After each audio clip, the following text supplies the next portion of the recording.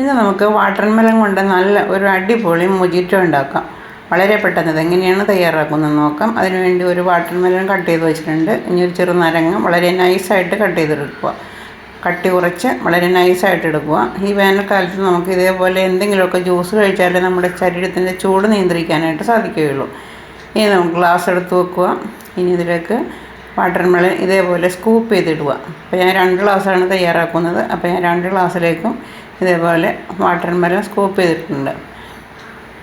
നല്ല അടിപൊളി സ്വാദുള്ള ഒരു മൊജിറ്റോ ആണ്. അപ്പോൾ ഇതേപോലെ നിങ്ങളൊന്ന് തയ്യാറാക്കി നോക്കുക. ഇനി ഇതിലേക്ക് നമുക്ക് നേരത്തെ കട്ട് ചെയ്ത് വെച്ചിരിക്കുന്ന ചെറുനാരങ്ങ ചേർത്ത് കൊടുക്കാം. ഇനി വേണ്ടത് മിൻറ്റ് ലീഫാണ്. മിൻറ്റ് ലീഫും കൂടി ചേർക്കുമ്പോഴാണ് മൊജിറ്റോ ആകണം.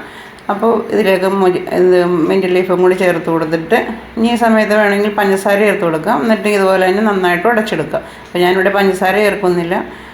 അതുകൊണ്ട് ഇനി നമുക്ക് അതിലേക്ക് ഐസ് ക്യൂബ് ചേർത്ത് കൊടുക്കാം. അപ്പോൾ പഞ്ചസാര വേണ്ടവർ പഞ്ചസാര ചേർത്ത് കൊടുക്കുക, തേൻ ചേർത്ത് കൊടുക്കുകയോ ചെയ്യുക, മധുരം ആവശ്യമുള്ളവർ.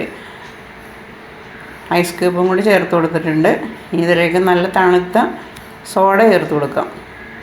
സോഡയാണ് മൊജിറ്റോയ്ക്ക് ഉപയോഗിക്കുന്നത്. നല്ല സോഡയും കൂടി ചേർത്ത് സൂപ്പറായിട്ട് നമുക്ക് എടുത്തിട്ടുണ്ട്. അപ്പം മൊജിറ്റോ തയ്യാറായിട്ടുണ്ട്. ഇനി ഒന്ന് മിക്സ് ചെയ്ത് നോക്കാം.